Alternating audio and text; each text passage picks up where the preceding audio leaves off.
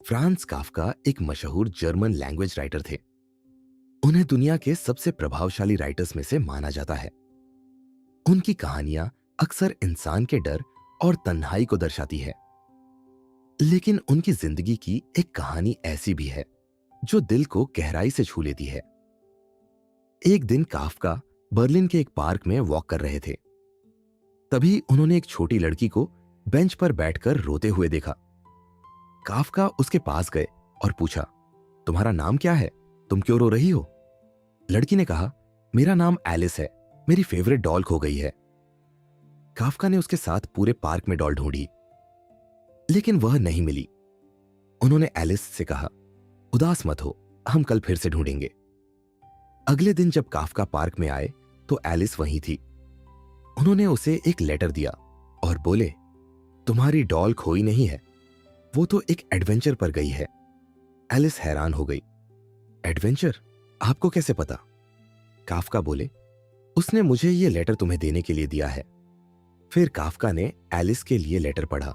Dear lovely Alice, please रो मत। मैं खोई नहीं हूं, मैं बस दुनिया देखने निकली हूं। मुझे हमेशा लगता था कि पार्क के बाहर दुनिया कितनी बड़ी होगी, इसलिए मैंने डिसाइड किया कि मैं थोड़ा ट्रैवल करूंगी। मैं तुम्हें हर जगह से लेटर्स भेजती रहूंगी। तुम्हारी ट्रैवलिंग डॉल एलिस की आंखों में आंसुओं की जगह अब क्यूरियोसिटी आ गई। अगले दिन काफ्का फिर एक लेटर लाए। आज मैं ट्रेन से पेरिस जा रही हूं। विंडो के बाहर फील्ड्स और नदियां भागती हुई दिखाई दे रही है। मेरी एक छोटे टेडी बियर से दोस्ती हो गई है, वो भी ट्रैवल कर रहा है। उसने मुझे सिखाया कि सफर में डरना नहीं चाहिए। हर नई जगह एक नई कहानी होती है। एलिस ध्यान से सुन रही थी। अब वह हर दिन नए लेटर का इंतजार करने लगी। अगले लेटर में डॉल ने लिखा, आज मैं स्विट्जरलैंड पहुंच गई हूं। यहां बहुत सारे लोग एंड लाइट्स हैं। मैंने एक छोटी डॉल शॉप देखी जहां मेरी जैसी और भी डॉल्स थी। दुनिया बहुत सुंदर है। कुछ दिन बाद काफ्का ने एक और लेटर पढ़ा। आज मैंने पहली बार समुद्र देखा। ऐसा लग रहा था जैसे बहुत बड़ा नीला प्लेग्राउंड हो। वेव्स आती है और फिर चली जाती है। और मैंने पहली बार अपने पैर पानी में डाले।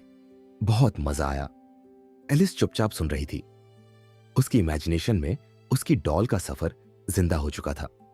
कुछ हफ्तों बाद काफ्का एक डॉल लेकर आए। एलिस ने कहा, यह मेरी डॉल नहीं है।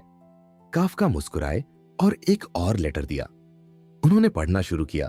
माय लवली एलिस, इस सफर ने मुझे बहुत कुछ सिखाया।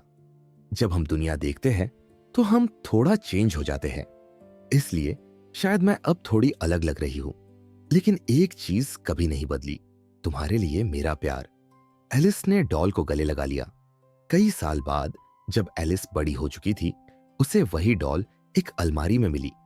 एलिस बहुत खुश हुई। तभी उसे डॉल की ड्रेस के अंदर एक हिडन नोट मिला। उस पर लिखा था, जिसे भी हम प्यार करते हैं वह कभी ना कभी हमसे दूर हो जाता है, लेकिन आखिर में प्यार किसी न किसी रूप में वापस जरूर आता है।